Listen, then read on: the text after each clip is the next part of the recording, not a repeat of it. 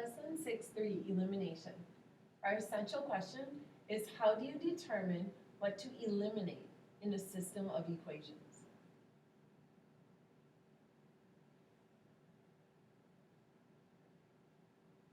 So, we learned how to graph and solve a system and look for points of intersection.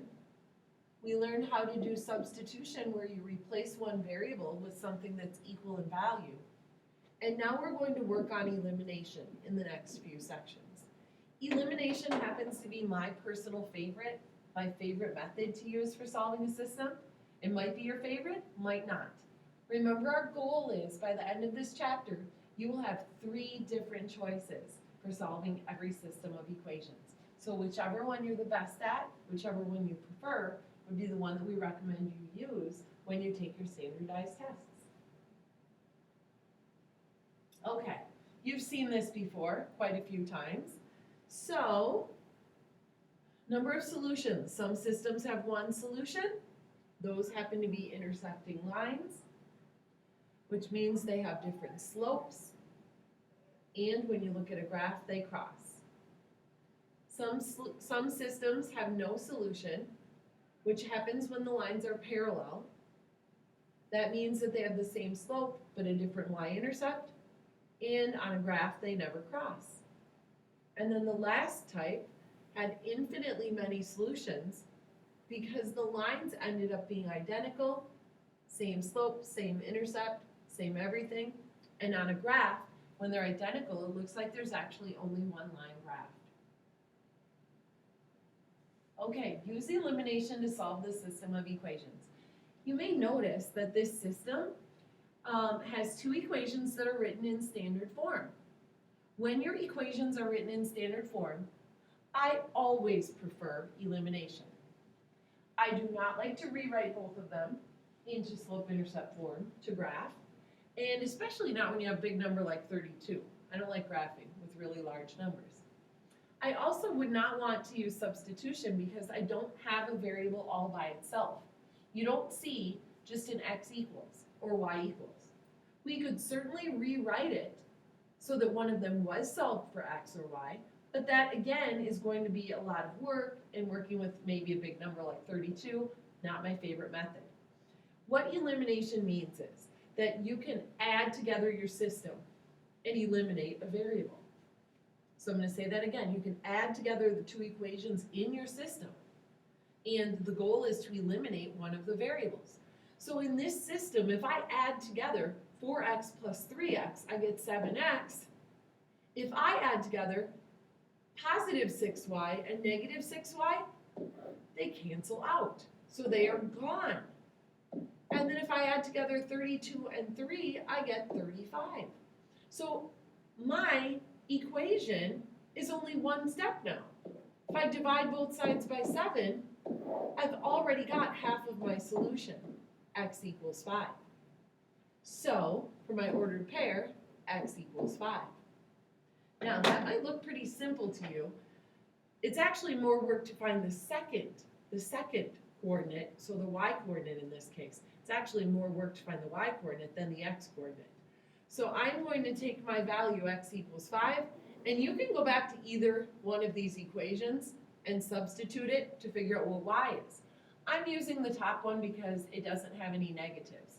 So 4x plus 6y equals 32, but I know that x is 5, so I can plug in 5 where x is. So now take a look at my equation. 4 times 5 is 20, and then I need to get rid of that 20 because I'm trying to get the y by itself. So 6y equals 12. If I divide by 6, I get y equals 2. So now I have my ordered pair, 5, 2. So if I graphed these equations, I'd have to write them in slope-intercept form, but I would find that they cross at the point 5, 2. So they're intersecting lines. The next one, set up right away for elimination. On this problem, my x's are opposites. If I add together my y's, I get negative 2y equals 2. So I divide by negative 2, and y equals negative 1. I can take that y value, put it in my ordered pair, and I can substitute. I am going to substitute in the bottom equation this time. Remember, it's your choice. Either one is going to give you the exact same result. I'm going with the bottom one because it only has one negative. So 4x minus 5y equals 5, and I know that y is negative 1. So if I substitute negative 1, negative 5 times negative 1 is positive 5. Subtract that 5 on both sides. 4x equals 0, and 0 divided by 4, of course, is 0. So x is 0. So the ordered pair that's a solution to this system is 0, negative 1. So if we graphed these equations, we'd have to put them in slope-intercept form first. If we graph them, we would see the solution is 0, negative 1. That's the point that they cross. Okay, the next one. What is different about this system? Well, I can tell what's different right now is that those 4 x's look exactly the same. And so before we do any eliminating, we need them to be opposites. Because if I add this system right now, it's going to say 8x minus 1y equals 46. None of my variables canceled out. So I can't solve that equation. It looks just like the first two. It's still got an x and a y in it, so that's not good. So what I notice is that these 4 x's, they look exactly the same. And I know that if one of them had a negative on it, they would cancel each other out. So what I am going to do is I am going to multiply this top equation by negative 1. Because as long as I multiply both sides, I'm getting an equivalent equation. I'm not messing up that equal sign. So I multiply everything by negative 1. So it changes all of the signs. And now I can do my elimination. So my 4 x's will cancel out. I get negative 5y equals negative 10. It divides evenly. And y equals 2. So my y coordinate is 2. So again, I didn't have opposites right away. They were both positive 4 x's, so they weren't going to cancel out.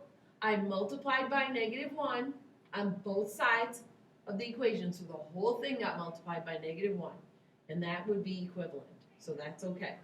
Now I'm going to put my 2 in. Y is equal to 2, so I'm going to go with the top equation, 4x plus 2y equals 28, and I am going to put my 2 in for the y.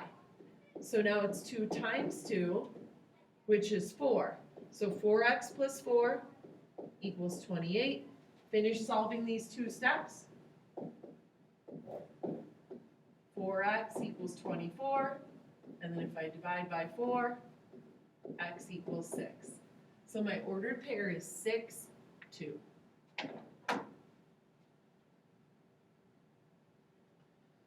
So what's different about the system is the 4 x's did not cancel out right away. One of them needed to be a negative. And I'm not allowed to just put a negative on one of those 4 x's because when you are working with equations, equations are like balanced scales. I can't just throw a negative sign on one of the 4's. I instead have to multiply that whole equation by negative 1 so that you're changing the signs on every single term. Okay, one more that looked like that last one. On this one, you notice that both of the y's look the same, and they're both negative y's. So just like I did on the last one, I am going to multiply one of the equations to change all of the signs. So I changed every sign. The 3x became a negative, and the y and the 2 became positives. Now my y's eliminate each other. 4x minus 3x is just x. 1 plus 2 is 3. Because remember, we're adding. So I said 4 minus 3x. It's the same as 4x plus negative 3x. So x equals 3. And then I can go back to one of my original equations. Neither one of them looks all that great. So I'm just going to go with the bottom one here. So x equals 3. So 4x minus 1y equals 1. So 4 times 3 minus 1y equals 1. 12 minus 1y equals 1. Notice how careful I'm being with my signs. Subtract 12 on both sides. So negative 1y equals negative 11. So I divide by negative 1, and y equals positive 11. Positive 11. That one was tricky, very tricky with the signs. So be careful. So when there's a negative in front of the variable, I always recommend putting that 1 in, like I did on this one, so that it looks like a negative 1y. Okay, now we have write and solve a system of equations. The sum of two numbers is 47.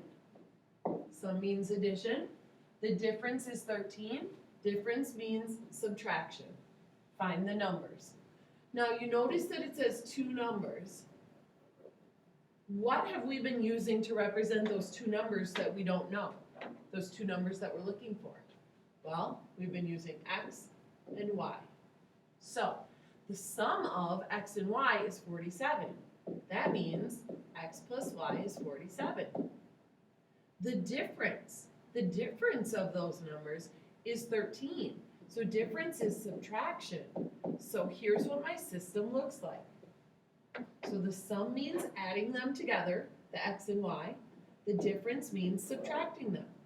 So now I have opposites. My y's cancel each other out. 1x plus 1x is 2x, and 47 plus 13 is 60. So 60 divided by 2, x equals 30. So one of my numbers is 30, and then if I go back to the sum, x plus y equals 47, and I know x is 30, that means that y has to be 17. 47 minus 30, 17. So my two numbers, it's a word problem, so I'm going to put a word answer. So I'm going to say the numbers are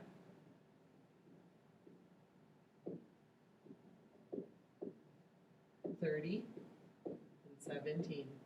So their sum is 47, their difference is 13. Okay, one more word problem, our favorite. Write and solve a system of equations. The sum of two numbers is negative 10.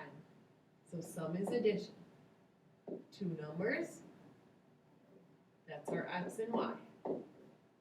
So the sum of two numbers is negative 10. Now, the next one says negative 3 times the first number. So negative 3 times the first number. Then it says minus the second number. So minus the second number equals 2. Very tricky. Find the two numbers. All right, my y's cancel out again. Put a 1 in front of my x. 1x plus negative 3x is negative 2x. And negative 10 plus 2 is negative 8. Divide by negative 2, and x equals 4. Now I can go back to either one of my equations. I'm going to go to the top one. So that one said x plus y equals negative 10. And I substitute 4 for my x. So 4 plus y equals negative 10. Subtract 4 on both sides. And y equals negative 14. So the two numbers are, so this one would say first and second. So I will say the first number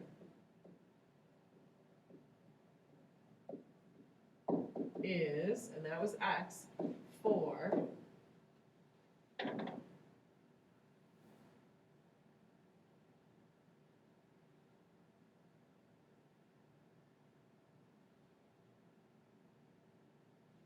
So the first number is 4, the second number is -14.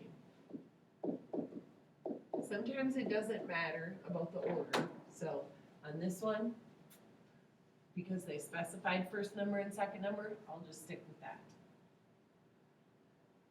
Okay, you're ready to write your summary? And here are your homework problems. Please make sure that you show all of your work.